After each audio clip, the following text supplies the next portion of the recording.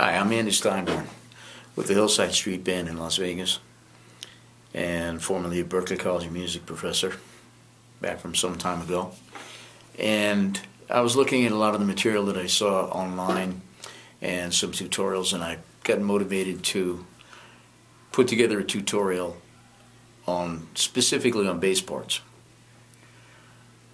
But the whole thing will basically be about music in one form or another: songwriting or composition or harmony and arranging. Basically, if we change one element in the song, the entire mix is changed.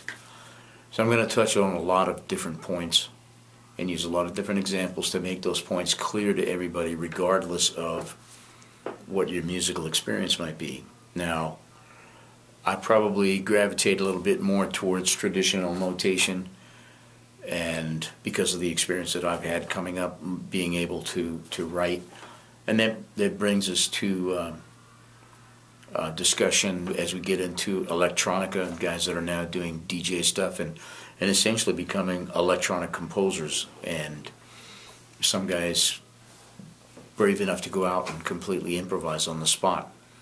So we're going to talk about samples, we're going to talk about structure, we're going to talk about bass parts, we'll get into harmony, and we're going to start with bass parts right from the simplest. How do we do it with one note? How do we make one note sound good?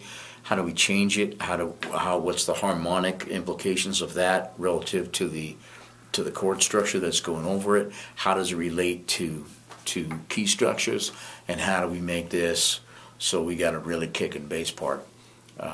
Because that bass and drum part, if they're not happening, for the most part, the song's not happening.